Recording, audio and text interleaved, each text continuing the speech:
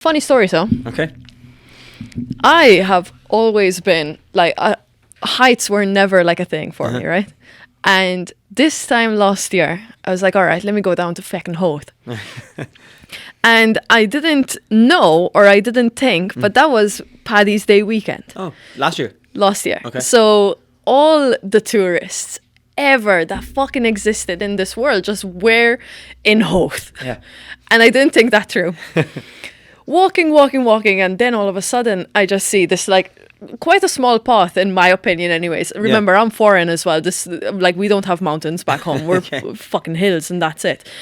And I take a step and I feel someone's presence behind me, someone's presence in front of me, and then a gush of wind. And my hat just goes... Gone? No, just a little bit. Oh, okay. And I felt that and I didn't squeal, but I was like a little bitch. Into a little ball.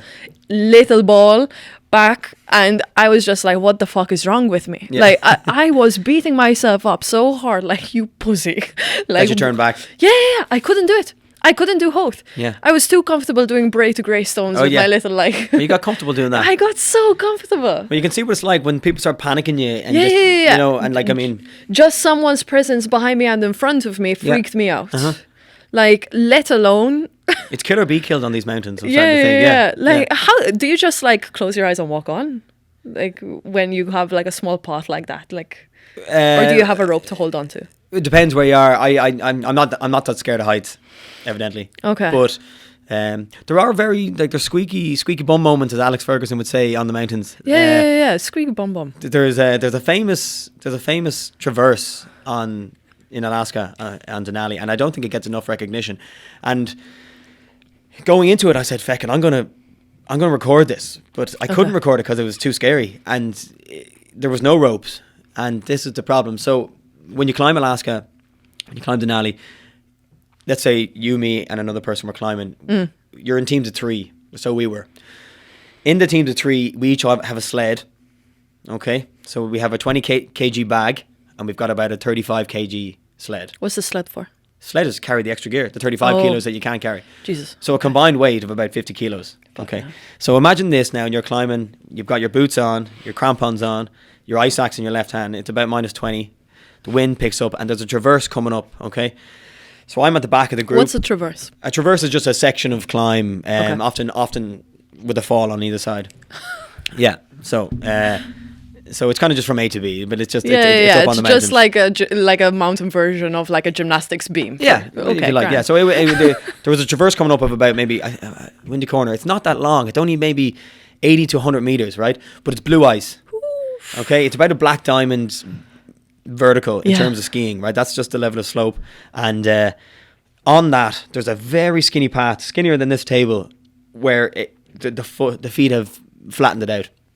So there's no ropes to hold you to this side, and to this side you can see it's just sheer drop off of blue ice where you're not going to be able to hold on, and then into a big crevasse.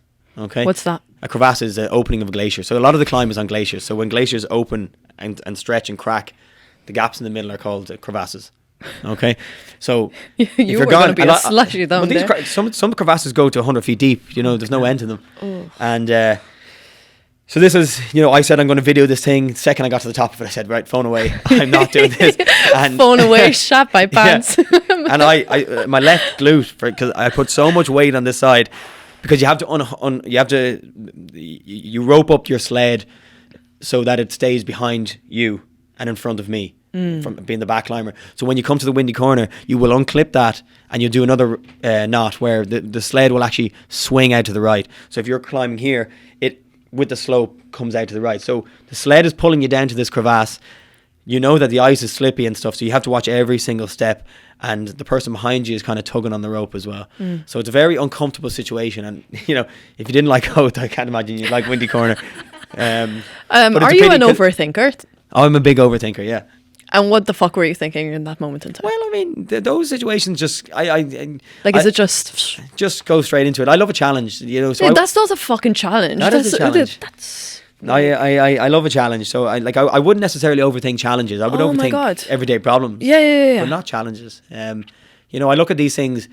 I wouldn't overthink in regards to mountaineering and stuff, you know, for a lot of the time, because I like to think that my preparation has got me to where I am, and I'm confident in my preparation and confident in my experience and skill to tackle whatever it is in front of me. How do you prepare for a slip and slide like that, though? Windy corner. Well, now, in fairness, we did have techniques if you did fall. Which are? Hold on and scream. Yeah, well, obviously there's a self-arrest with your ice axe. So the ice axe is always held up. So Okay. if you fall, the idea is that you put your weight into the ice axe in your chest, and you're trying to get your feet down below, head up high, and you basically stop your fall. Now, that's not always as easy as said. So you're constantly talking to your teammates. Okay.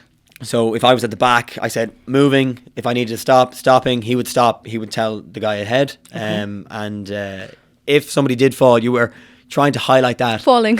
Yes, yeah. So it was a case of that anyway. And you know, if someone did fall, if you were not the faller, you were self-arresting into the slope in front, which would hold it and let the person who fell get their feet, climb back up. Wow. So that's the idea, you know. So There are plans. There are. teams of 3 eliminate Yeah. the risk. No, don't eliminate. They diminish the risk a bit, but they don't eliminate it. Is there a reason for the teams of 3? I feel like I heard this. Not necessarily. Like yeah. there's solo teams as well. You know. Yeah. Okay. You All know, right. it's just safer in teams of 3. We were. Yeah. There was 9. There ended up being 9 clients on my full team. One went back, so 8, and there was 3 guides. So it made sense to do that ratio. But like, I mean, there was teams of. There was 1-on-1. Like if you do a solo ascent with a guide, you know, it's just 1-on-1. You know, it's obviously less safe. The safety numbers in that instance. 100%. Yeah. I once heard that like it's safer to be in trees because if something happens to someone, it's like one person can fetch for help and the other can stay with the person. You have 2 people to help. Yeah. Yeah. I believe that. Yeah. No. Oh my god, that's so fucking scary. Yeah. Okay, grand. I actually have goosebumps. Like that's unreal. Well, it's a pity because like if anyone's listening to this and is about to do Denali, get a chest strap and video Windy Corner because it hasn't been videoed and it's not on YouTube. GoPro it. Yeah, GoPro that thing. Just because it needs to get out there. Oh my god. It's a great section of the climb. Yeah. I can't like. Did you find out or like do you? I'm assuming you read everything about this sort of stuff, but like Yeah. I'm sure that everyone mentioned it to you beforehand. But it's like again, it doesn't get the status that it should. I feel like because there's no photos of it. Like most of these parts of the climb have status because they have photos and people can visualize them and this. So there was no photos of this thing. You know, there's 1 video or 2 on YouTube, but they're shite. And I thought I'd be the one to bring back the video, but I got too scared. Fair enough. Fair. yeah. How long did that take you? That Windy section. Corner. Oh, not long. Like, I mean, 30, 40 minutes. 40 minutes maybe, yeah.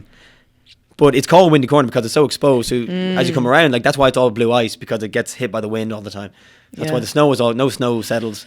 And just gets cut down to the core, just blue ice. Yeah. Yeah. Oh my god. So- We're so comfortable here, aren't we? We're so comfortable, yeah. Yeah. I think that's the one thing that you probably got like after challenging yourself time and time again is like you come back and you're like, yeah, it's grand, like. Yeah, it's grand. Yeah. But it's like anything. Like, I mean, the human body is so adaptable. And, you know, I often think, like, shite, do I need to be sleeping in tents out in the stones to prepare myself?